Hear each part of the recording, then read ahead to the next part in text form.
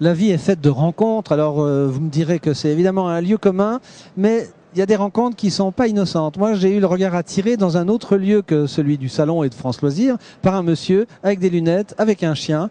Et comme j'ai des copains qui sont en Suisse allemande et qui élèvent des chiens d'aveugles, je me suis rapproché du bonhomme et la personne, et je salue Laura Bonvin aussi, me dit, il faut que tu rencontres ce personnage. Ce personnage, c'est Charles Andrérault. Merci d'être présent. Je vous remercie, c'est moi qui...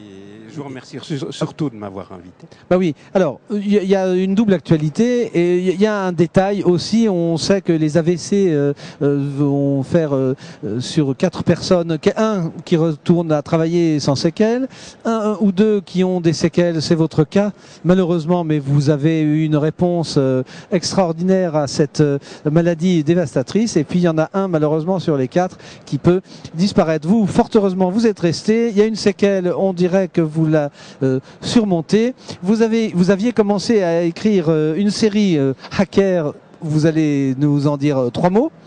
Et puis la maladie est tombée entre les deux, vous avez fini le 3e sans voir. D'où vous vient cette énergie, première chose? Oh, j'ai pas plus d'énergie que quelqu'un d'autre, mais simplement c'est qu'il y a... Faut bien parler dans votre micro. Hein. Je suis désolé. Quand la vie, des fois, nous joue de sacrés tours, il y a 2 options.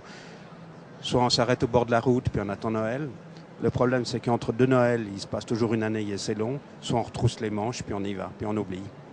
Alors là, vous êtes venu accompagné d'amis qui sont les éleveurs du chien, c'est bien ça? Oui, c'est une chose exceptionnelle. Quelle aventure, ils sont ici, ils nous sourient. Hacker, c'est une espèce de guide, hein. Comment ne pas se perdre un peu dans l'univers de l'informatique, car vous êtes informaticien. J'ai quelques notions de hacking. Oui. Voilà. Vous allez aussi de Washington DC sans problème? Je ne pense pas. J'aurai certainement, le jour où je demanderai un visa pour les États-Unis, on me le donnera.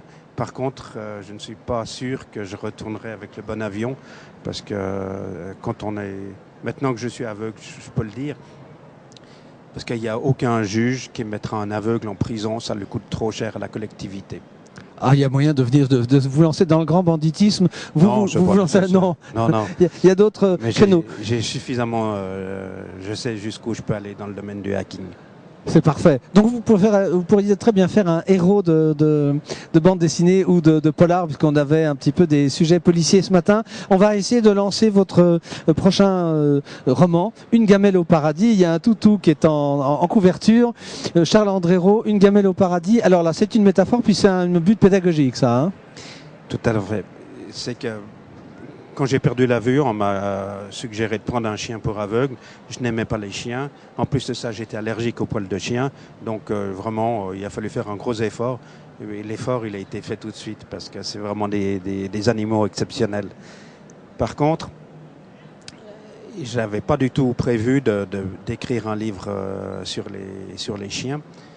Mais c'était tout à fait normal que je fasse un petit clin d'œil à ces familles de parrainage qui, pendant 1 année et demie, forment un chien pour arriver à... Et ça s'attache forcément au chien, et puis il vous le donne après ça, il va chez vous. Alors eux, ils ont tout le travail. Ensuite, ils ont toute la peine de s'en séparer, mais ils font quelque chose d'extraordinaire, c'est qu'ils donnent 2 yeux à un aveugle. C'était ma manière de leur dire merci. On avait l'impression que le chien les reconnaît. Là, la caméra peut presque faire un panneau. On voit le chien au pied des maîtres et il vous regarde avec dévotion, puis il regarde ses anciens maîtres. Est-ce qu'on se trompe ou est-ce que c'est une réalité, ça? Non, c'est une réalité, parce que quand tout à l'heure, c'est extraordinaire, ils sont arrivés, ces personnes, il y a 30 minutes, oui. Le chien était couché sur le dos, il était plus qu'heureux. Voilà, on va demander à la caméra de revenir vers nous. Alors, cette histoire, c'est l'histoire de 3 chiens qui se retrouvent au paradis. C'est 3 chiens. Il y a un chien policier, un chien de déminage du côté de Kaboul et un chien guide pour aveugles. Chacun ont fini leur vie soit d'une manière accidentelle, soit avec l'âge. Héroïque, oui, ou l'âge, oui. Ouais. Et puis ils se retrouvent au paradis, autour d'une gamelle. Ils partagent la même gamelle, ils refont le monde, ils parlent de leur formation, ils parlent des anecdotes qu'ils ont pu vivre pendant leur vie, leur relation avec leur maître. Et l'être humain, on prend peut-être un petit peu pour son grade dans ce roman, ce qui est tout à fait logique. Mais un jour, le patron du paradis revient en leur disant « J'ai une bonne nouvelle, vous pouvez retourner sur Terre ». Mais à une condition, c'est ça. Hein. Oui, vous avez tout compris. Et la condition, c'est qu'il va falloir donner un peu de soi pour les autres, c'est ça? Non, simplement, c'est qu'en revenant sur Terre, eh ben, il faut tenir compte de tout ce qu'ils ont pu apprendre en partageant la même gamelle au paradis. Est-ce que la maladie vous a fait voir, j'utilise le terme, le verbe à dessein, les choses, le monde autrement? Ma femme dit toujours que j'ai un vocabulaire de charretier, donc j'insiste là-dessus. Moi, j'ai le sentiment qu'en étant venu aveugle, je suis moins con qu'avant. Aussi sec? Oui. Mais Ah oui. c'est une leçon de vie extraordinaire. Ça veut dire que les choses vous paraissent. Enfin, est-ce qu'il y a des priorités, indépendamment de se repérer spatialement? Est-ce qu'il y a de nouvelles priorités? Il y a une priorité absolue, c'est l'écoute des autres, parce qu'on est obligé d'écouter son prochain pour éviter de finir contre un platane.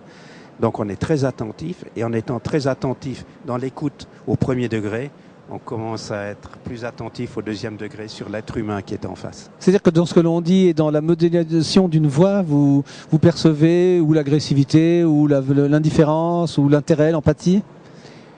On arrive tranquillement. Oui. Oui. Moi, vous savez, je suis un jeune aveugle, hein, j'ai que 2 ans. 2 ans de métier. Donc, Il faut vraiment, la caméra est sur vous, vous êtes exceptionnellement jovial et gentil. Et pourquoi est-ce qu'on s'est bien plu? Oh, je pense qu'il y a aussi un arrière-pays chez vous qui fait que on se comprend. Bon, Charles Andrero, merci pour cette visite. Je vous ai fait un peu patienter, mais la matinée était bien bousculée. Il faudra aux éditions du Serein, et on salue sa directrice, Charles Andrero, Une gamelle au paradis, un roman qu'on pourrait avoir dans nos collections, peut-être pour Noël, je pense, hein, de cette année. On va faire un petit break. Vous savez que tous les midis, depuis 5 jours, il y a une dégustation. Vous êtes évidemment le bienvenu avec vos invités de ce matin. C'est l'avantage, c'est que ce sont des chefs, qu'ils ont un livre qu'ils viennent d'éditer et qu'à cette occasion, le vernissage, c'est de faire une petite dégustation. Alors vous êtes les bienvenus pour rester avec nous. C'est surtout moins encombré qu'au restaurant dont on vante la qualité à Palexpo. Merci Charles-André. C'est moi qui vous remercie. Et puis je pense qu'on se retrouvera. Et puis merci. Quel est le prénom ou le nom du chien? Elle s'appelle Taïga. Taïga, c'est une région et on va demander à la caméra de finir sur elle. Merci Charles-André, bon salon et puis à très bientôt alors. Hein. La caméra est en train de regarder le chien qui est absolument magnifique. Quoi. Il n'y a pas à dire. À tout à l'heure.